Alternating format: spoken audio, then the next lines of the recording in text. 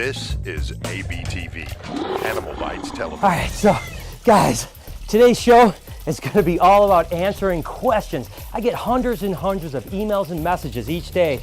I just want to roll through and, oh my God, this girl is big and she's heavy. And I want to roll through and answer the most frequently asked question, starting with, what's my biggest snake? And it's actually Lucy here, a tiger reticulated python. And holy cow, is she a big animal. And I tell you what, she is hard to handle, but she's really an awesome, awesome snake. She's just over 19 foot long, and she is all muscle and weighs a ton. Trust me, when you're messing with an animal this size and she's kind of holding on, she's gripping me hard. She's really controlling me more than I'm controlling her. And I don't know exactly how much she weighs, but I'm sure she's at least 150 pounds, and it's 150 pounds of muscle.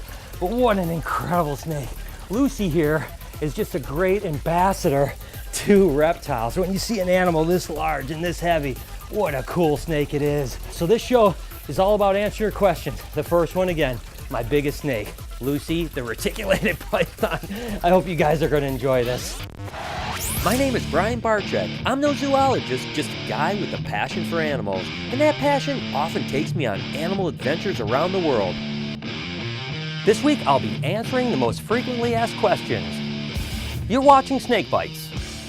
There's no doubt that the coolest part of my job is answering your guys' questions. I get tons of emails, messages, tweets, you name it, and every day I get hundreds and hundreds of awesome questions. Usually it has to do with the care of your animals or something that I can help you with, but there's a lot of really frequently asked questions, and I just figured, why not do a show and answer them so that you guys don't have to ask me them every day. Not that I mind it, ask away, but probably the most absolutely, by far, most asked question is, what is my favorite reptile? And I want to show you guys so I can just put this to rest right now. And I tell you what, I absolutely love this girl right here. Take a look at this.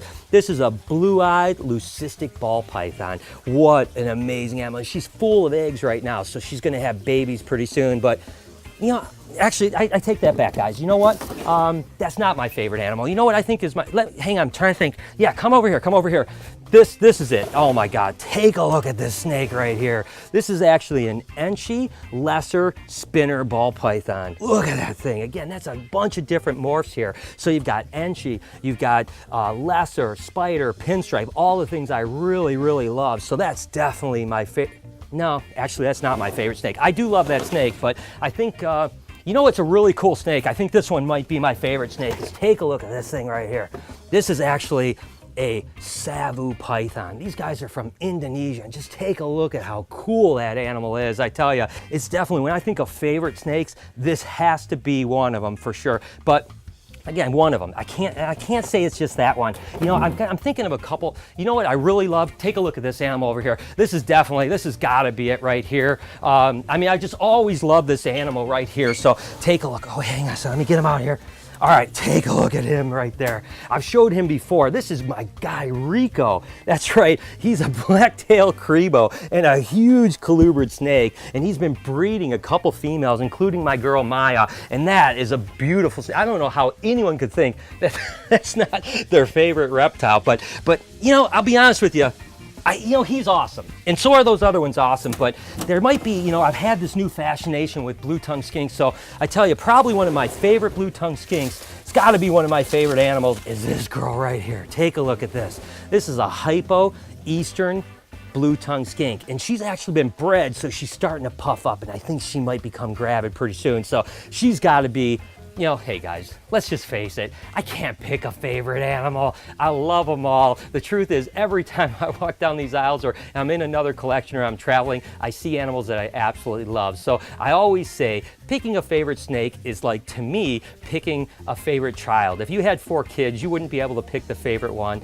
The truth is, it's the same thing with reptiles. So when it comes to my favorite animal, I love them all. The next question I get asked all the time is, what's the worst snake bite that you've ever had? And since I've been doing the Venom Hunter show on Discovery Channel, which by the way airs tonight and every Wednesday at 10 o'clock Eastern Standard Time, so make sure to tune into Discovery Channel, has been about snake bites. Now when I'm handling venomous snakes, I've never been bit one time. Now listen, I've always said there's no badge of honor for getting bit by a venomous snake. That doesn't mean that experienced people don't get bit, but listen, I don't want to be that guy that's been bit 5 or 6 times and bragging about it. The truth is, I never want to get bit by a venomous snake, but when it comes to non-venomous snakes, I've been bit quite a bit, and you guys have seen some of them. Things like that python bite down in Australia, that was pretty radical, but the truth is, the worst bite ever was down at my buddy Troy in Denver, down at the K Brothers in Australia, and it happened to be a black-headed python.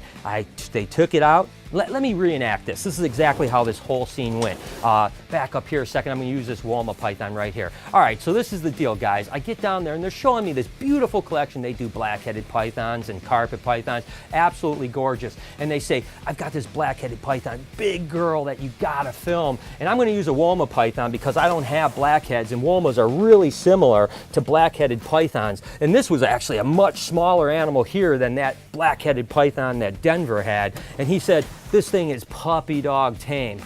I've heard this from Troy in Denver over and over again. They tell me things are tame and then they bite the heck out of me. And sure enough, I had this black-headed python and I'm talking, saying, this thing is gorgeous, beautiful. It comes up and wham!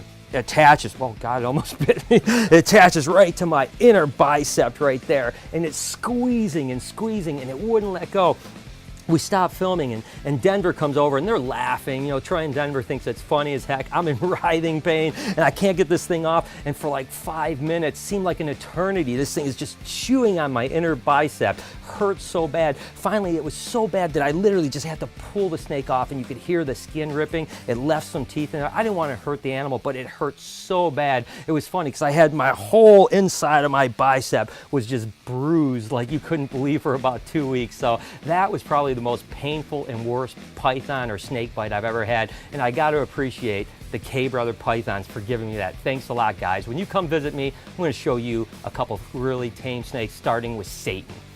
I tell you, people watch the show a lot, and one of the things that they always talk about is, how can I do what you do? You know, how can I get into the snake business and maybe even make a lot of money at the snake business? And one of the things I really talk about right from the beginning is the fact that if you want to get into the reptile business or any animal business for that matter, for the money, just really save yourself the headache and don't do it. It's not going to help you, and it's certainly not going to help your animals. Now, I've told people all the time, you don't have to be ashamed to making money on animals as long as the animals are always coming first. If you think you're just going to get into breeding reptiles and producing awesome snakes and next thing you know you're going to be rich and never have to worry about working again, you probably need to get into another world, because the one thing about breeding reptiles is that it's a 24/7 job. You know, this is my 28th breeding season as a professional, and I tell you what, I've never really had a break, you know? I mean, 7 days a week, whether I'm in town or out of town, I'm doing something with animals. And even when I'm out of town, not on vacation, but working a film project or working with another collection or at a reptile show,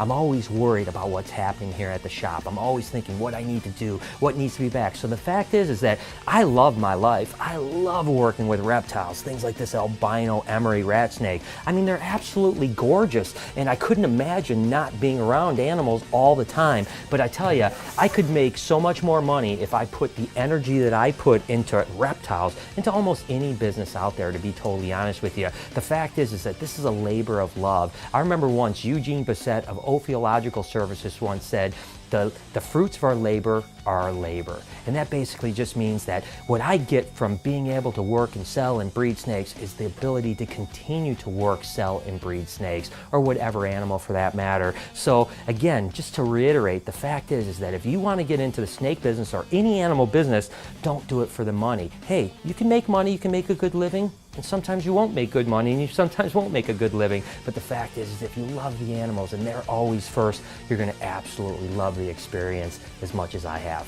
The last question I get all the time is, what's the future of BHB? What am I going to do a year or 3 years or 5 years from now. And the fact is, anyone that's kind of been following my career knows that I'm in constant flux of change. You know, one of the things I think about being a successful business, of any business, but in particular with reptiles, is kind of the ability to kind of change yourself and reinvent yourself all the time. Go where things are going to go in the future and try to trend set as much as you can. Everyone knows that blue-tongued skinks are a passion of mine right now, and everyone knows that I think that they are the future of the reptile hobby as far as the next big thing. You know, we rode the ball python thing for 15 plus years, and trust me, I think ball pythons will always be one of the best pet snakes out there, and I'm totally just into working with them. I'm not going to change that. But the truth is, I think that over the next 2-3 years, everyone that kind of worked with ball pythons are going to realize how amazing blue-tongued skinks are. You know, just the color changes and the differences,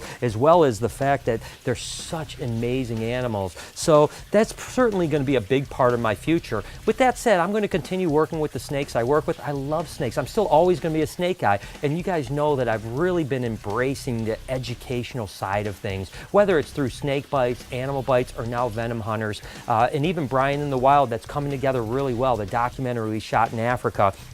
I want to be more excited and part of that future. Being able to reach people with the fact that animals and all wildlife, but in particular snakes and reptiles, are just amazing animals, and so that people can be as excited about them and appreciate them as much as I do, and I know you do as well. So who knows what the future holds. I'm just going to keep on rolling, and as opportunities come up, I'm going to take them the best I can. In the meantime, I'm going to enjoy every day, really enjoy working with these animals, and hope that the future is as bright as I think it's going to be. And as always, you guys know it, I was Facebooking and tweeting my way through it. So make sure to follow me over at SnakeBytesTV and on Instagram at SnakeBytes.tv. And keep those questions coming, guys. Comment down below, send me a message, whatever you want to do. It'll be awesome to hear from you. Until next week, you've been watching Snake Bites. Hi, I'm Peter Birch, an Aussie bloke who loves wildlife. My respect for nature started when I was a young boy in rural New South Wales. Since then, it's exploded into an obsession. New episodes every Thursday only on AnimalBytesTV.